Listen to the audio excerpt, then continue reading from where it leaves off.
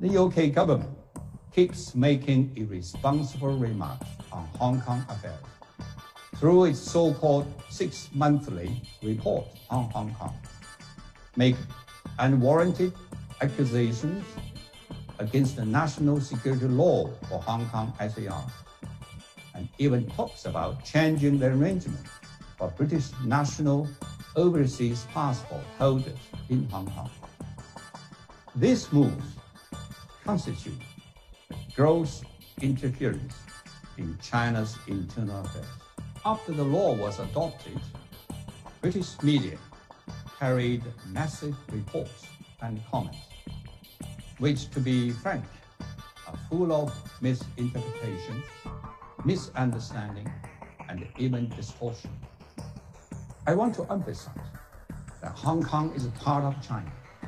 Hong Kong affairs are China's internal affairs and brook no external interference. No one should underestimate the firm determination of China to safeguard its sovereignty, security, and development interests.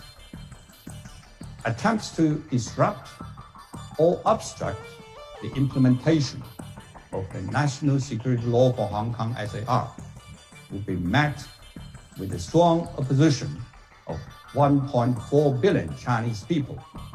All these attempts are doomed to failure.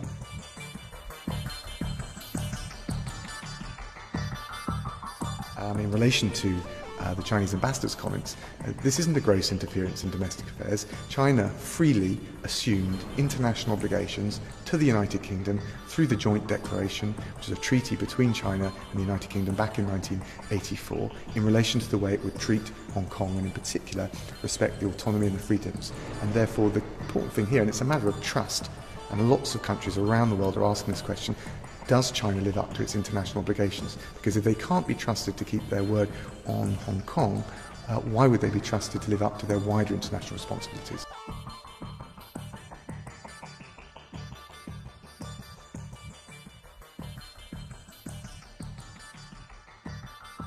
This is only the first wave, the first tranche of designations. We'll be making others in due course, but I'm not going to preempt what the decision will be, and it will be based on the evidence. And of course, the national security legislation has only just been enacted. But I think it is important with all of the countries that we want to engage with that we've got this ability to hold individuals to account for gross human rights abuses.